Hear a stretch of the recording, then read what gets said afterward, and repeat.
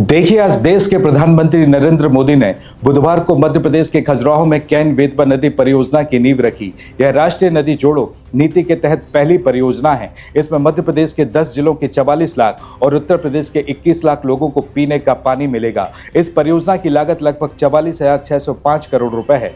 इससे 2000 गांवों के 7,18,000 किसान परिवारों को फायदा होगा। साथ ही 103 मेगावाट जल विद्युत और 27 मेगावाट सौर ऊर्जा भी बनेगी। यह परियोजना बुंदेलखंड का कायाकल्प करेगी। यह परियोजना न केवल बुंदेलखंड के सूखाग्रस्त क्षेत्रों के लिए वरदान सिद्ध हो सकती है, बल्कि यह कृषि और आर्थिक विकास में भी सहायक होगी। हालांकि इसके साथ पर्यावरणीय और वन्यजीवी संरक्षण से जुड़े कई मुद्दे हैं।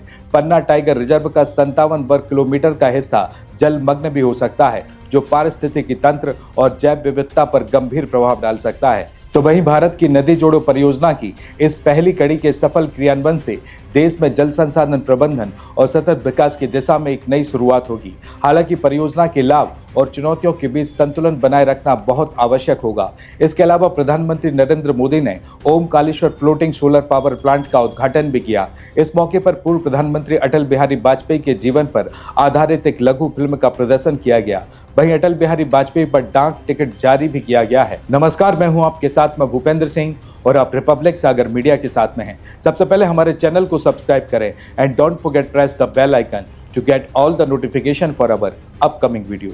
देश के प्रधानमंत्री नरेंद्र मोदी ने आज यानी कि बुधवार को देश की पहली नदी परियोजना का शिलान्यास किया। इस योजना में मध्य प्रदेश और उत्तर प्रदेश के लोगों को पीने के पानी की समस्या का निवारण होगा। साथ ही सिंचाई के लिए भी जल की उपलब्धता होगी। इस परियोजना में बनाए जाने वाले बांध में 2,853 मिलियन घन मीटर पानी का संग्रहण करने की क्षमता है। अगर हम बात करें कि केन बेतवा लिंक परियोजना क्या है और इससे क्या क्या फायदा मिलेगा, तो उसकी भी पूरी की पूरी जानकारी हम आपको इसी रिपोर्ट में बताएंगे। दरअसल इस परियोजना के तहत पन्ना टाइगर रिजर्व में केन नदी पर 77 मीटर ऊंचाई और 2.13 किलोमीटर लंबाई वाला बांध बनाया जाएगा और इस बांध को दोदन बांध कहा जाएगा। इसके साथ ही 2 टनल का निर्माण कर बांध में 2,853 मिलियन घन मीटर पानी को भी स्टोर किया जाएगा। इस परियोजना का सबसे बड़ा लाभ मध्य प्रदेश को होगा।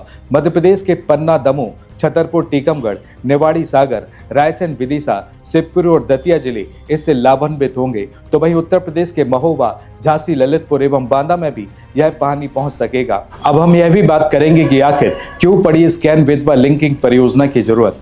देखिए, भारत इतना विशाल देश है कि यहाँ काफी विविधता पाई जाती है। किसी हिस्से में सूखा पड़ जाता है तो कहीं ज्यादा पानी की वजह से बाढ़ आ जाती है और इसी समस्या को कम करने के लिए नेशनल पर्सपेक्टिव प्लान बनाया गया। इस प्लान में पूरे देश के कुल 30 रिवर इंटरलिंकिंग प्रोजेक्ट बनाने की योजना है। साधारण भाषा में कहें तो देश की सभी नदियों को एक दूसरे से कनेक्ट कर दिया जाएगा, जिससे किसी हिस्से का अधिक पानी वहां पहुंच सके जहां पानी की कमी होती है। और Ken Betwa river linking project इस प्लान की पहली कड़ी है।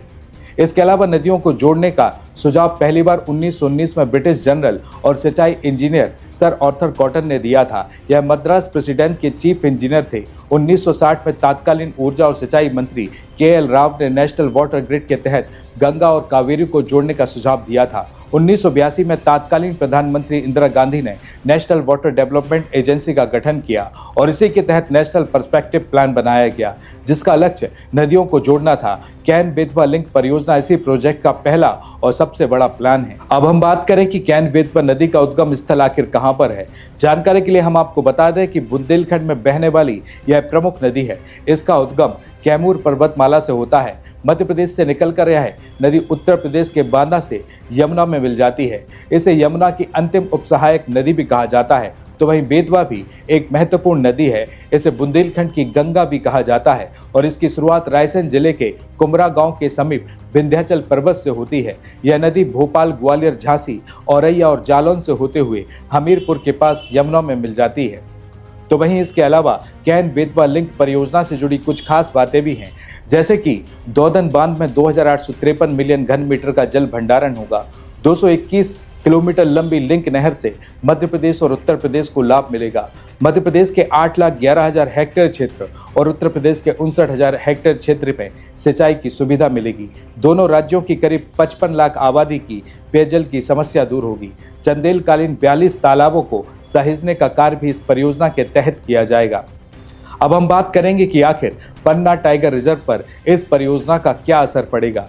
वैसे तो सुनने में ये काफी अनोखा लगता है, लेकिन ये उतना आसान नहीं।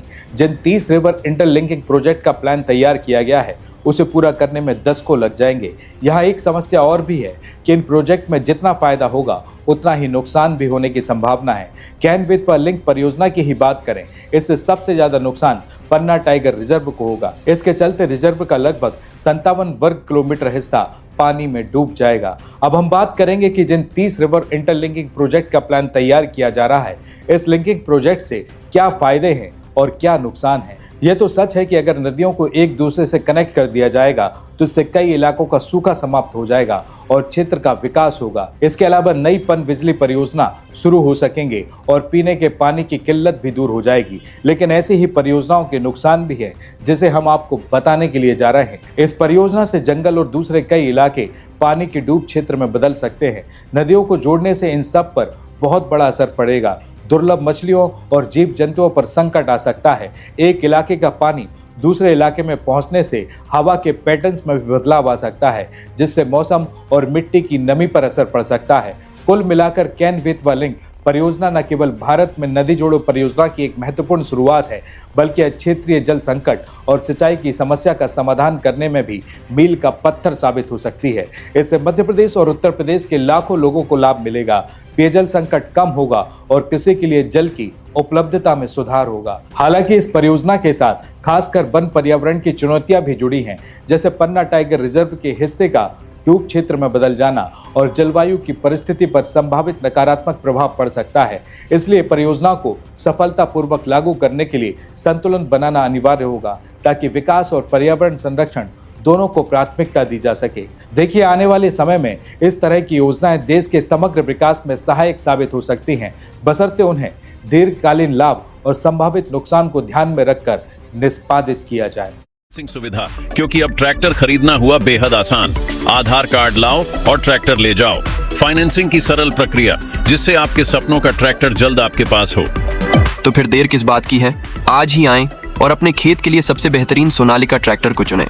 फिक्स रेट और आसान फाइनेंसिंग सुविधा के साथ। आधार कार्ड लाओ और ट्रैक्टर ले जाओ। प्रोपराइटर वीरेंद्र पूनम पटेल की देखरेख में साक्षी ट्रैक्टर्स एंड मोटर्स ने अपनी उत्कृष्ट सेवा और भरोसे से किसानों का दिल जीता है। ऑथोराइज्ड सर्विस सेंटर के साथ हम आपके ट्रैक्टर की लंबी उम्र और बेहतर प्रदर्शन की गारंटी देते हैं। हमारा पता है साक्षी ट्रैक्टर्स एंड मोटर्स, कृषि मंडी के आगे, खुरई रोड, सागर, मध्य प्रदेश। रिपब्लिक सागर मीडिया को सब्सक्राइब अवश्य करें और आप हमारी आने वाली सभी वीडियो को देखना चाहते हैं तो आपको उसके लिए घंटी जरूर दबानी पड़ेगी, ताकि आपको सभी वीडियो की नोटिफिकेशन समय समय पर मिलती रहे। रिपब्लिक सागर मीडिया पर जो भी वीडियो आएगा वह सच की कसौटी पर कसकर ही आएगा।